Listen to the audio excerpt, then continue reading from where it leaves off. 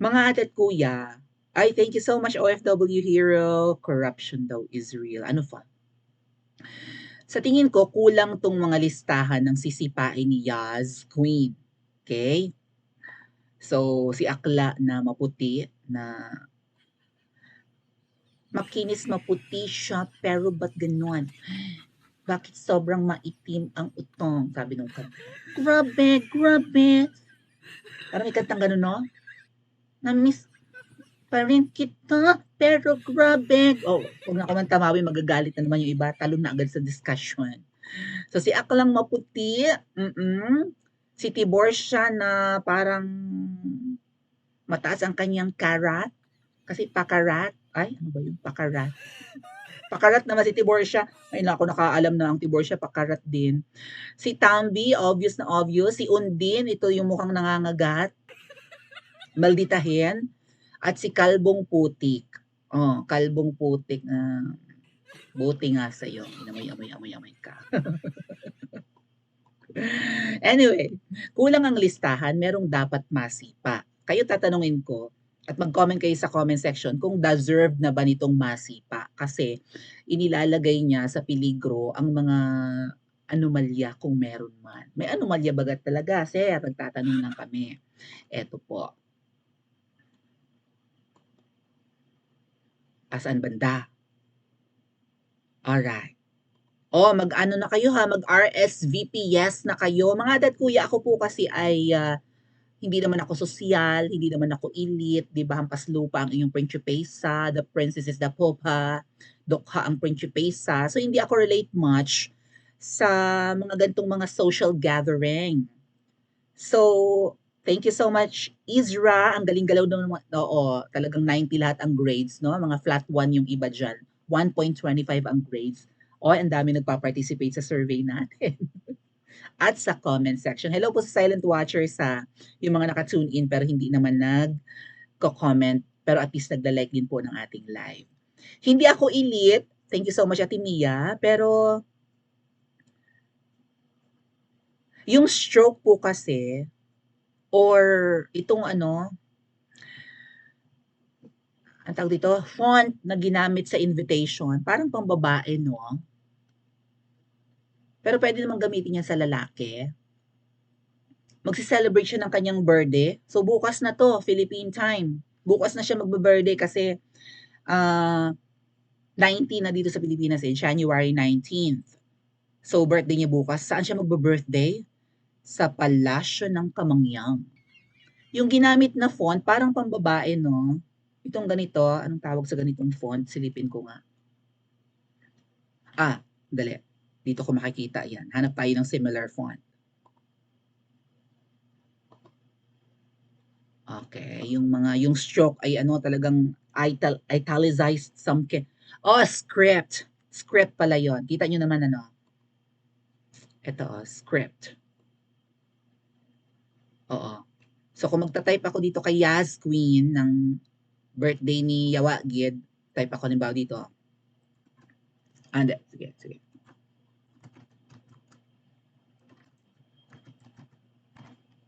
Ayan, pangalan. So, palitan ko ng script. Ba't ayaw? Ayaw magbago. Ayaw magbago. Hanap tayo ng iba pang italicized whatever. Ito. Ayan. Ganun, di ba? Lakihan ko para kita nyo. Ayan. Lakihan pa natin. Ay, Pokemon.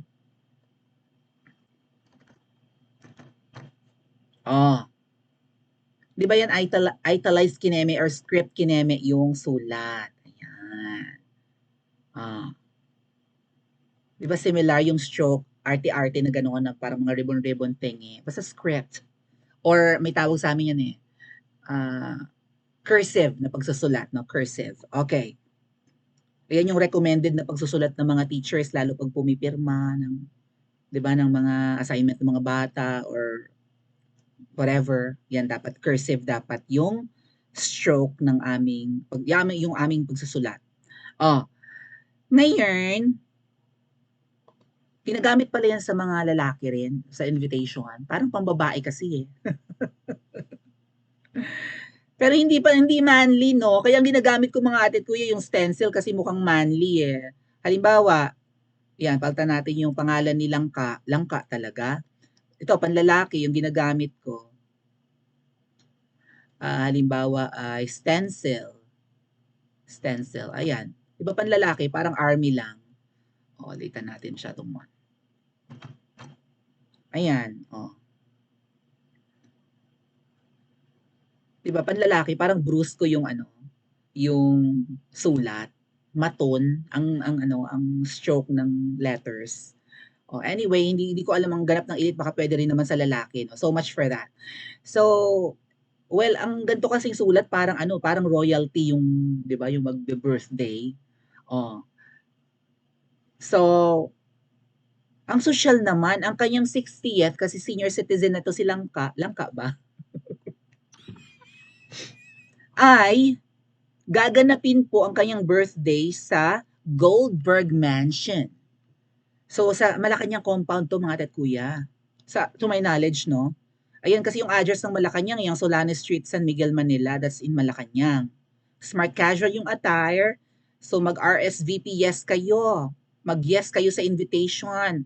Celebrating a sensational, wow, sensational. Wow, talagang sensational talaga. Parang aklang-akla ang datingan talaga. Oo.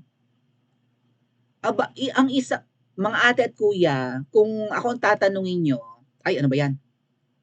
This is in violation of Code of Conduct and Ethical Standards of Public Officials and Employees. Nalimutan ko kung 6713 baga ito, pero pwede nating hanapin sa, no, sandali hanapin ko yun mamaya.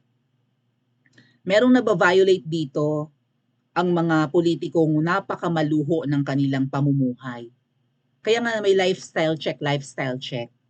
Dahil hindi naman malaki ang sweldo sa gobyerno, bakit nakakabili ka ng mga luxury brands, luxury items, bakit may mga sports car, bakit mamahalin ang mga bags ng kanilang asawa, bakit apakamaluho ng kanilang mga okasyon. Itong si Mel Robles, na po na to dati, binura na nga yung post ng isang sikat na photography company kasi ito pa rin pala yata yung New York Kineme, New York Gift Works. Ito nakalagay. Yeah.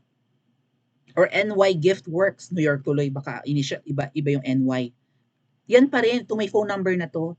Nagbura sila ng post dati dahil, di ba may mga pictures nga nung dating birthday ni Mel Robles. Nahiya yata or baka na po na take down nyo yung mga post nyo. Kasi apaka-social ng millions po yata ang ginagastos sa kapag sila yung nag-handle ng event or sila yung nag-cover ng event, baka sa video and photography.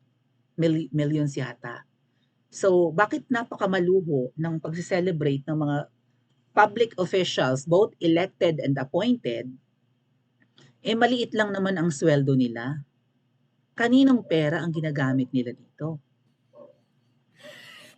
And connected sa topic natin, teka lang sabi nga ni Pebbles dito, hoy, madam, masyado namang spoiled sa'yo tong si, alam nyo na, ano bang posisyon nito sa gobyerno at sa Goldenberg Mansion gaganapin ang birthday niya? Kinabog pa si Imelda Marcos.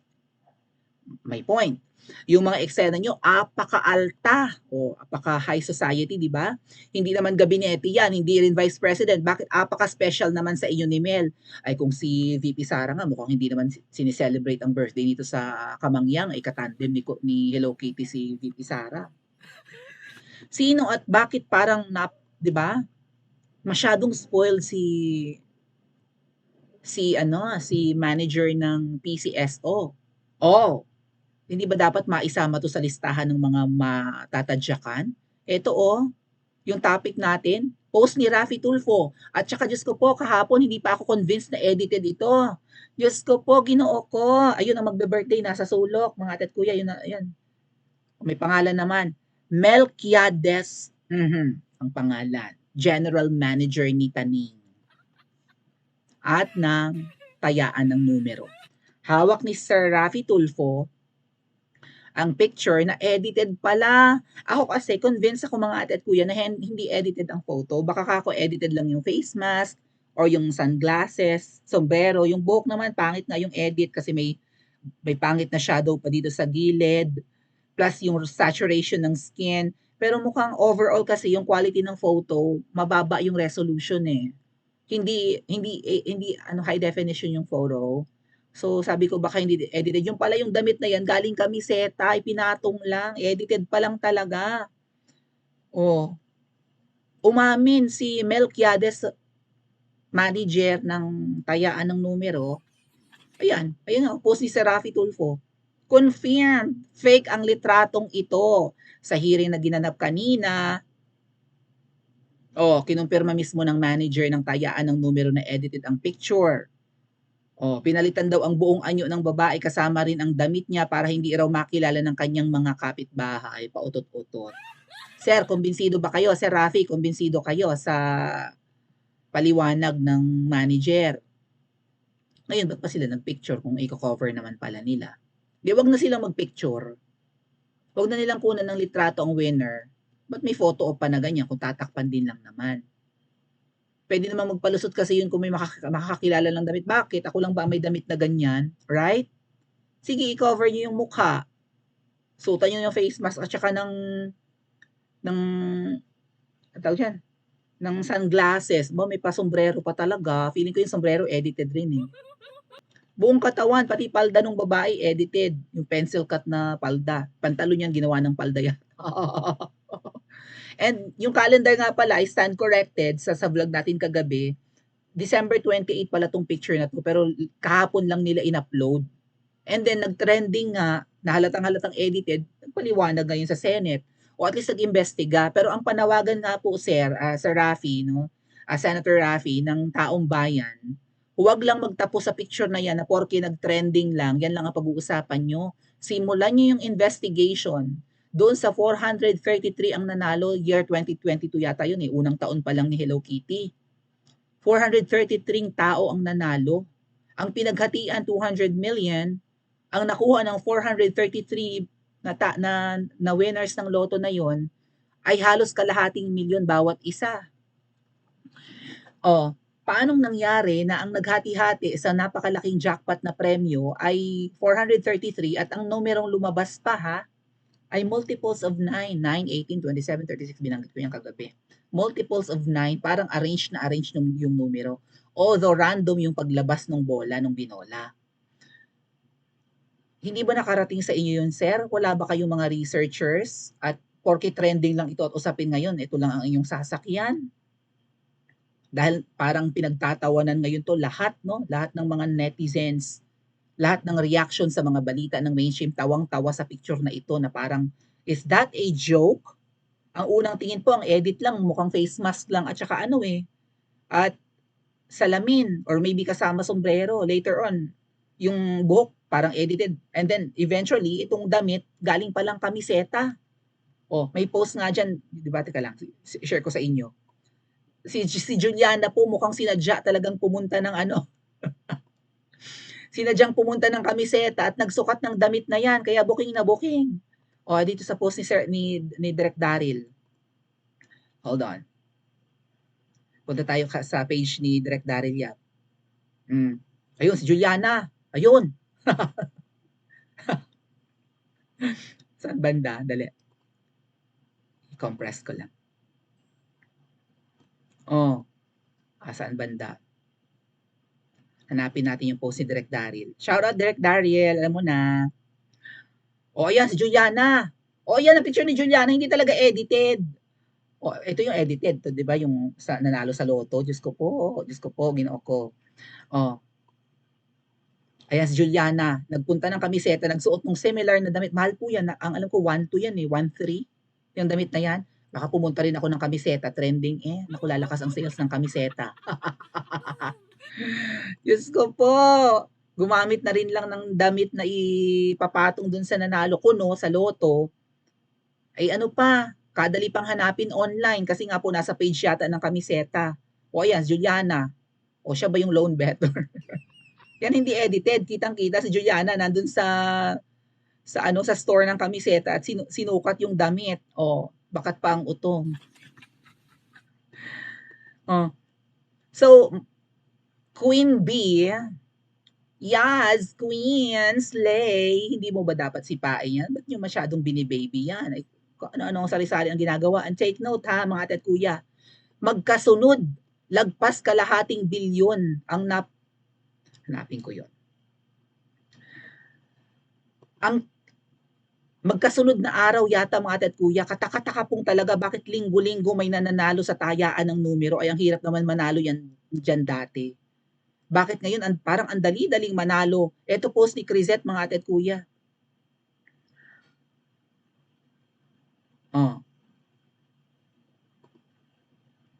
May nanalo today ng 699 million, lagpas kalahating bilyon yan. Tapos kahapon may nanalo 640 million. Bakit parang paspas eh? Pash-pash na pash-pash ngayon ang ano ang draw at laging may nananalo Anong meron? Nabago ba ang ihip ng hangin? Tumalas na ba ang isip ng mga Pilipino? May pagka-psychic na ba ang mga Pinoy? Nahuhulaan. Diyos ko, mga manghuhula dati sa Quiapo, hindi mahula-hulaan ang lalabas na numero Kahit marami nagpapahula ng mga lucky numbers, wala Tapos ngayon, ang daling manalo. Pwede na nga daw pang Guinness Book of Records ang Pilipinas. Malimit may nananalo. Sir Tulfo, Bakanemen, pakiimbestigahan. Katakataka talaga. Bakit ang daling manalo sa loto ngayon? And then, ganyan ang nangyayari. Poorly edited pa yung picture na yon. Well, sa tingin nyo ba masisipa yan ni Yas Queen? Poor editing pinagsasabi ng mga Jindotels na itachiwa, sabi ni Miss Pebos. Mandaraya talaga kayo. Can you confirm, sir, manager ni Taning, na mandaraya kayo? Dapat ituloy-tuloy pareho kami ng panawagan. Sa PCSO, puro kahayupan. Kanino kaya? Sino talaga ang lone better? Kasi mga ate at kuya, kung ganito ang gagawin, na lahat i-cover at wala tayong kamuwang-muwang kung sino yan, kahit empleyado yan ng tayaan ng numero, pwede na pahawakin mo ng cheque. May picture pa nga po pala. Thank you, Ate Marilyn. May picture pa nga pala na wala talagang tao to ha. Kita lahat, lamesa, upuan. Kaya lang tingin ko edited rin yun Baka talagang may nananadya rin. Baka inalis lang talaga sa picture yung... May picture dito na na wala talagang tao dito. As in, kita yung background. Pero tingin ko edited pa rin. Pero nagkakamali ako. Alam nyo naman yan. Pwede kasing ang tao dito na humahawak ng cheque, empleyado lang din nila, tatakpan naman pala nila lahat. Malay natin, wala tayong kaalam-alam. Isasubmit daw ang lahat ng pangalan ng winners. Yun yung parang condition ngayon ni Senator Raffy Tulfo. Ibigay sa amin ang listahan ng pangalan. Hindi naman nila yan i-disclose, right? Kasi delikado Pero ibibigay sa mga senador, karapatan nilang i-demand yun na makita kung sino talaga yung mga lone bettors. Baka kasi minanalo ng ilang beses, di ba? Willing naman daw ibigay. Ngayon, Sir Raffy Tulfo, sana maging tally yun. Tama po ba mga tit kuya? Kailangan kung ilang, simula nung pag-upo ni Hello Kitty, na sunod-sunod ng mga nanalo, libo na yata ang nanalo kung hindi man hundreds. Kasi una, Diyos ko po, 433, isang draw. Tapos linggo-linggo, merong nananalo, twice pa nga yata. So dapat kung gaano karami yung winners ng loto, magtatali dun sa numbers ng pangalang isasubmit ng tayaan ng numero. If not, katakataka. Ngayon, may lusot pa rin dun mga ate at kuya. Kasi ang daming taga Bulacan katakataka, di ba? Bakit ang daming taga Bulacan? Baka taga lugar ni ni Tinikling, di ba? Tinikling Pinoy. Pwede rin naman kasing ibang tao talaga yun, legit na yun yung mga taong, di ba, yung name na nanalo. Pero malay natin, connected rin yun kay Tinikling, kung sino-sino pa man na pwede nilang usapin, baka kabarangay, tagalugar nila, kaibigan ng pamilya nila, kaibigan ng kamag-anak niya, kung hindi man niya kadugo ang mga lone bettors. May lusot pa rin. Legit pa rin na, okay, totoong tao tong mga nanalo. Pero ang tanong, hindi kaya inusap yung mga yon? Tayaan mo to, i-claim mo, pero bibigyan ka na lang namin. Pag ikaw nagsalita, gorgor. Kung manalo man yung loan better na uusaping tayaan yung numbers at bibigyan na lang ng commission, say bigyan siya ng 100,000 kung sino man ang loan better. Okay na, di ba? Walang kahirap-hirap. Sure kang may 100,000. Pero huwag ka yung napanalunan, katulad ni Miss Crisette, sinabi ni Miss Crisette, ang napanalunan 640 million. Malamang hahanap sila ng mga tatanga-tanga o ula-ulaga, 'di ba? Or mga yung madali nilang mahahawakan sa liig na madali nang silawin sa halagang 50 mil or 100K. Yung tipong hindi sila manghinay, shit, 699 million, oh, halos lagpas kalahating bilyon. Tapos ang napala ko, ang liit lang. Dapat mag-demand na ako ng malaki. Siguro hanap talaga sila ng taong madaling utuin, no? Yung mga tipong kapos sa pinag-aralan, talagang hirap na hirap sa buhay. Legit pa rin ang pangalan na lalabas. So, anong dapat gawin ng Senado, mga ate at kuya? Dapat ang investigation magsimula nung pagkaupo pa lang ni General Manager. Tama ba? Agree ba kayo? Pa-comment nga po sa comment section at mag-like and subscribe din po kayo.